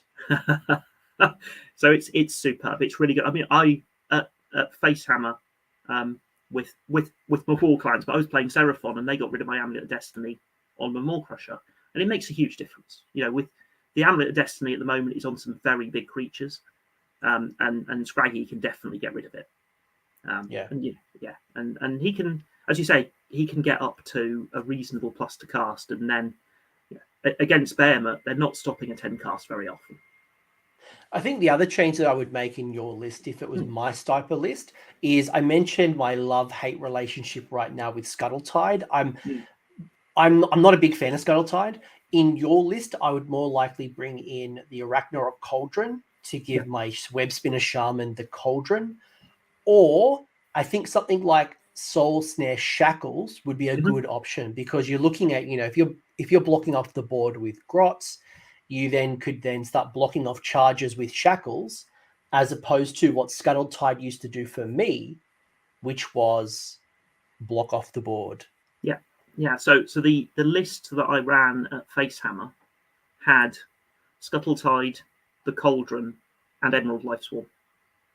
So the Cauldron was under control of the Web Spinner, and then the Emerald Lifeswarm was under control of probably the Madcap most of the time.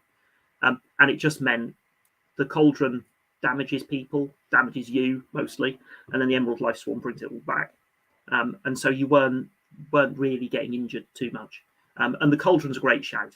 So for those who don't know, the Cauldron gives you access to the Gloomspite list, but it gives you access to Hand of Gork and things like that. So the list that the web spinners don't have access to normally.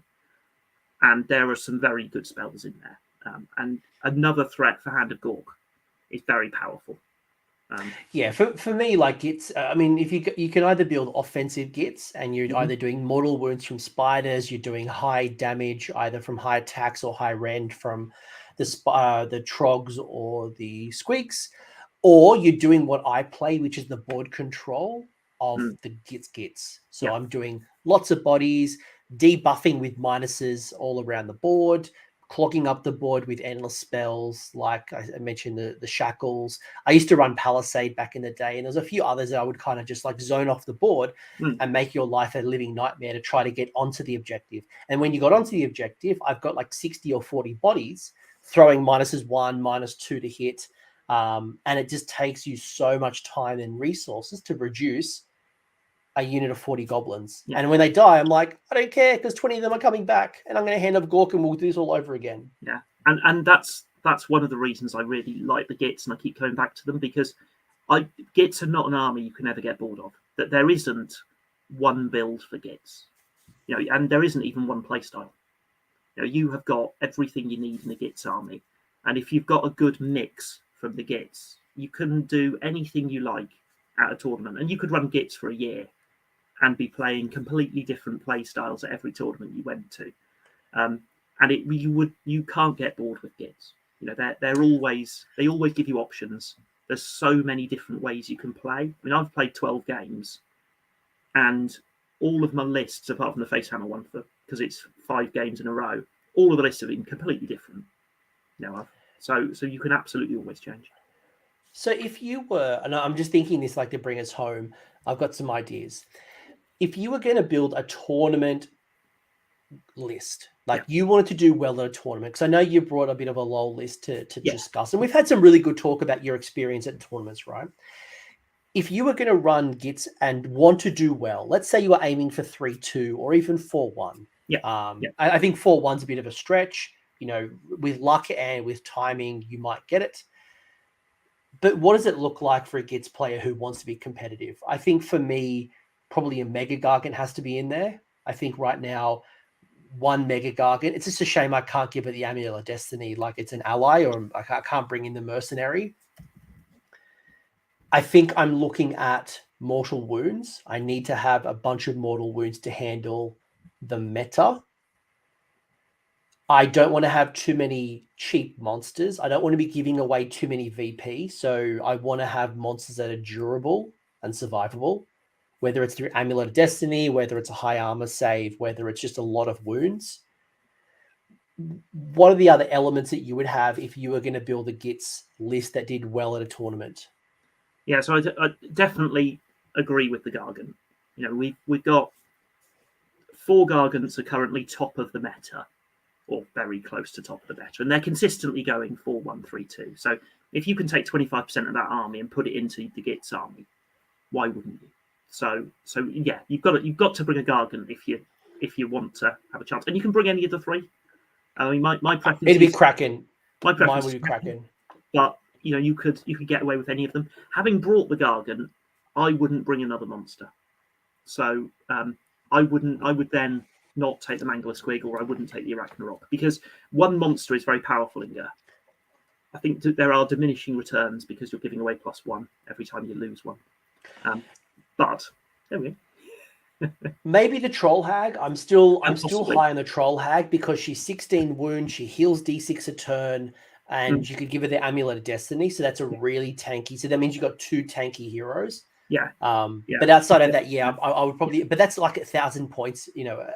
Just around 1,000 points. Yeah, and also, I mean, I don't very often play with 412 stuff because I'm constantly in fear that they won't come back. I'm already invested. I've got 2 Colossals. I've got a Squig Gobbler. I've got Troll Hag. I'm all in. But and obviously the other one was the Slogoth, that Marsh Crawler. Although does the mercenary Gargant then mean I can't take the Marsh Crawler, or I'm still allowed to do both? So I Can't remember. I think you're allowed to take the mercenary and allies, but I would need to check. All right, keep talking. I'm going to look it up. I want to Yeah, make sure. okay. So if you're trying to win a tournament, either you go Troggs and you smash everything, and then there's nothing left. Now, the problem with that is there is stuff that will just smash you at the top level. So you're too slow to take on Lumineth. And Gargants with their counts as 20, counts as 30, probably mean they just get too far ahead by the time you're killing the Gargants. So I would go board control. I love my Gitz. I would go massive Gitz, clammy hand. So the clammy hand is an artifact that your general can take, which allows you to roll twice on the Loon Shrine. So as long as he's alive and within 6, so you're just hiding behind the Loon Shrine. So what you're doing is you're rolling every battle shock phase. You're rolling 2 dice, looking for 4 pluses, and every 4 plus you can bring back a unit that's previously died, as long as you've not previously brought it back. And by the way, old mate Cobb has said, and I just looked up the rules. You can't have both. Okay. So a mercenary mega. Reading the rules now, it says if you do so, your army cannot include any other mercenary units or any other allied units. There we go. So nice you've got to choose. So are you taking a mega, or are you taking the Slogoth, Dobby the Slogoth, and any friend? So yeah. So I think I'm taking the Gargant. I think if you want to do well, I think you're taking the Gargant. Agreed. And then I'd go for control. So you're taking Gitz because you want a net near that Gargant. So the great thing about the Goblin nets is that they affect models within 2 inches. So you can have the Gargant and then the little goblins next to it, and then when people charge the Gargant, they're near the net. So they're -1 to hit the Gargant, massively increasing its survivability. And then you're pushing forward. You're using your swarms of goblins as very small Gargants. So all you're trying to do is just hold the objectives for long enough before you die. But you've got the mortal wound output. You've got the loon bosses, so definitely take the loon bosses. Definitely take the Gitz to have mortal wound output.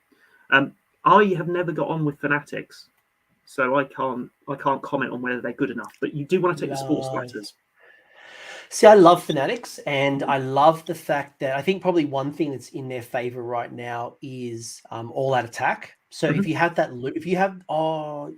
when do they fight? They fight at the start of combat. They fight at the start of the combat, yes. Cool. So it means that if I've got a loon boss around, I can issue all-out attack, or even like Dobby, our good friend, giving a +1 to hit. Yes. Because that's probably one of my challenges, right? Because the Loon Smasher Fanatics hit on 4s, wound on 3s. Yeah. And you used to get, you can't get the reroll 1s now because they're not a Git, right? They don't have the Moon Clan keyword. But if you can get them to 3s and 3s, Ren 2 for D6 damage, D3 damage, D3 damage. D6 attacks, D3 damage. It's D6 attacks for D3 damage. But there's been times where I've spiked and I did 27 or 28 hits. I hit Alario with 28 hits once. So if I can get that to hitting on 3s and wounding on 3s, and if I have the Moonface Moment around and I can get that another -1 to the save, essentially making them Ren 3, with that many amount of attacks, you could really pull down some of these big heroes for essentially 150 odd points, the unit of Loon Smashers. Yes. Yeah. So and the fact that the activation wars seems to have reduced, I think, has probably helped Fanatics, because when they came out, almost immediately we went into the activation wars of everyone being able to strike first, and then the Gitz. You need the Gitz to strike first on both the phases. Really, you don't want. If you're bringing them out for your opponent to charge them, you still want to be striking first. And when the activation wars were going on in AOS 2, there was just too much that could go in and could hurt them. There are a lot of risks around the Fanatics that I'm not yet sold on. So, for instance, the fact that Stomp exists and things like that. They are 1 wound goblins that have a. But you could put them into Hunters of the Heartland. Yes, you can. That's true. And you still hide them into a unit of goblins. Yeah. And you obviously still have the player being able to hand of Gork the unit of goblins, then release the fanatics, then to 6-inch charge. Yeah. Obviously there's no leader around, so it makes them, you can't really re-roll it.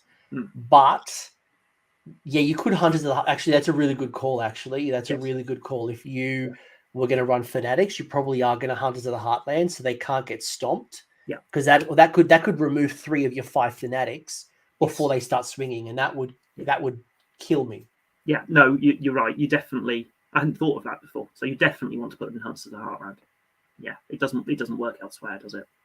So yeah, No, so you don't want them stomped, or you're just avoiding monsters because you don't want to be stomped, and half the reason you're taking them is to take down these high armor save, high wound count heroes. Yes, yeah. So I would be doing my goblins, sneaky snufflers, spore splatters, loon bosses. So you've got add 2 attack to your big unit of goblins. You're giving up the line, add 1 to hit because you're taking the gargant, but that's okay. And then you've got the loon boss giving you mortal wounds, and the mortal wounds they can spike astonishingly well. Yeah, at Face Hammer they spiked into some Stormcast and they wiped out 10 Stormcast in a turn, because you just keep rolling 6s, and it's that you have that ability to do that. So I would be setting myself up for the grot list. The Trog list is doable, but you have to find a way of capturing objectives. So I think the Trog list needs at least 1 unit of 20 goblins, just to help you gain some of those objectives because you need the bodies. And Noops, yes, if I was running goblins, I said this at the top of the show, you might have missed it. It's okay if you didn't. But if I was running goblins, I would 100% take the Gobblepalooza. 1, that reroll 1s to wound is great, especially when you're doing the mortal wounds.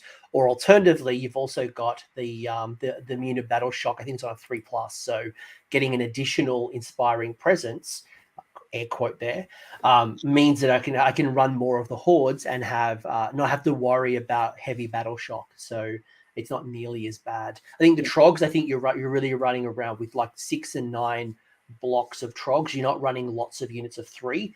You might have 1. You might have them just in the Fell Waters, but I think you're doing a heavy rock gut. I would still have the Troggoth princess, the Trog hag. Mm-hmm. I think she has to be in there. Because I'm not a big fan of the Trog heroes. I don't think they're that good. No. I think they're a bit of a tax. And I know when I've talked to Stuart in the past, he seems to agree, although I don't know what his 3rd edition kind of comments are. But you're putting most of your points in your Trogs, and you're getting a rally, you're using Emerald Life Swarm, you're bringing them back through, you're using the Bad Moon to heal them, and then you're bringing them back through the Loon Shrine. Yeah. Yeah, so there's definitely a lot of plays within the Gloomspite, and the we now know that the Gargant list works thanks to JP, thanks to him going 4-1, and there's a lot of us in the UK playing with lots of different Gloomspite lists to try to find out what works, and we haven't yet found it, but that doesn't mean it's not there. And hopefully the Australian and New Zealand chaps, once they come out of lockdown, will start helping us coach. Well, I'm officially out of lockdown, my friend. I'm officially Brilliant. week 1. I'm out of jail. People seem impressed with my prison tattoos, but for me, it feels like Cities of Sigmar. If I'm a Gitz player and I've listened to this till the very end, I feel like it took Cities of Sigmar a good 3 to 6 months until you actually started seeing tournament-winning performances. I know, like Tom Morsley had a list, and outside of that, there weren't a lot of Cities of Sigmar that did well in the meta because it took them a long time to crack the code. I feel like Gitz is in the same boat. I don't think I would write them off completely. It is hard mode. I won't lie. It is going to be hard for you, but I think there's some secret sauce still in there. I think some of the things that we've talked about and building to the meta, and Stu's already saying, let's see what happens at Bobo. I think he's got some secret list tech. Maybe he's going to go 5-0 with the Trogs at Bobo, send off the battle tome on a high. This has been awesome, my friend. Declan, I've learned so much from you, and it's been good to talk because Gitz are one of the armies that I have near and dear to my heart. I love the Ripper Snarl Fangs. I think it's a really good shout. I think we both agree that Kragnos is not the best choice. Even at 500 points, I would struggle. I would rather take a Mega Gargant over Craggy. He just doesn't synergize that well. Give me a proper mortal wound save and we'll talk. Yeah. I just don't need the +1 bravery. Like, it's just not that good. Give me +1 attack. Give me +1 to hit. Give me something a bit more inspiring than +1 bravery for the guy who ended the Dracolines. Yes. He's so bad. Is there anything you want to kind of? He's bad. Like, he's bad. Like, I love him. Like, don't get me wrong. I'm sure it'd be a lot of fun.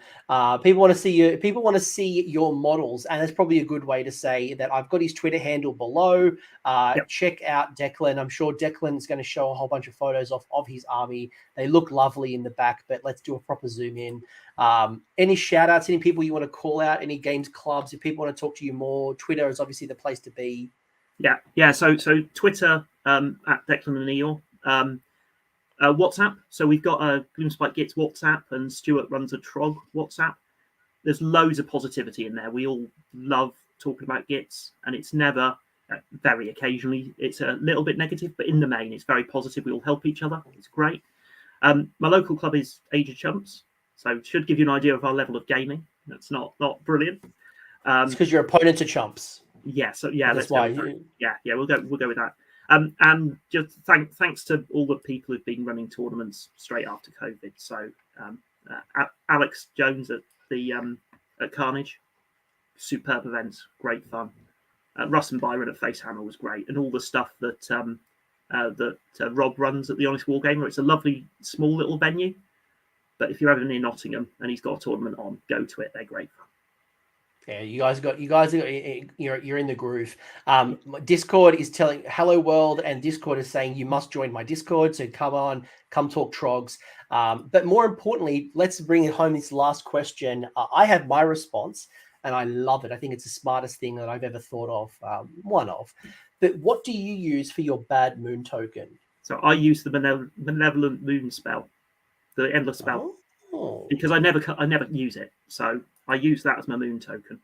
I really like that endless spell, so I'm not going to rub it. I wouldn't use it. What I use, and I went onto eBay and I picked up the token from Blood Bowl. So Blood Bowl has this little coin-looking thing, right? And on one side is a bad moon.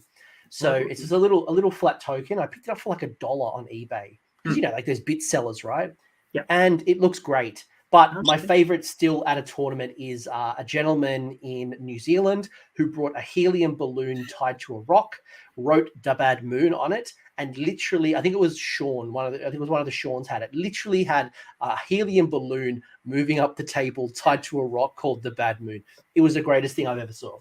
Yeah, I saw that on Twitter. It was amazing, wasn't it? It'll be great to have. It'll be great to have New Zealand and Australia back doing tournaments and start seeing loads of photos and stuff. So yeah. No, we're back.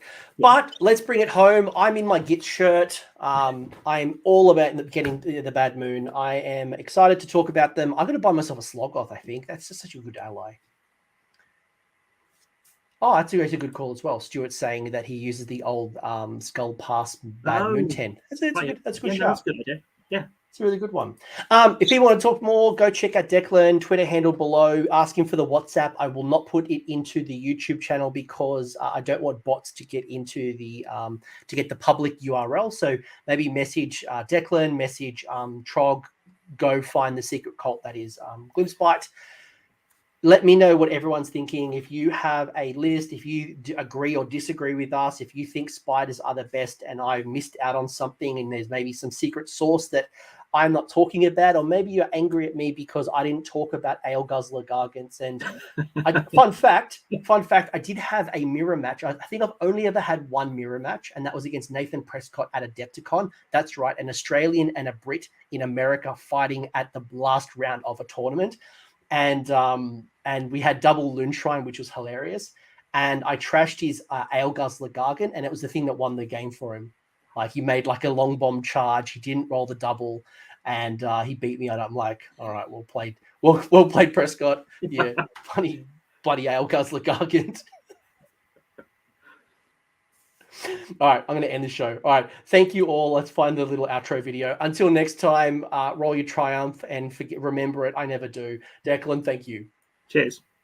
Thanks for sticking around until the end. I hope you found that video interesting and you walked away with a few new ideas. If you did, I would appreciate it if you hit like on the video, as well as left me a comment. Let me know what your thoughts are in the comment section below.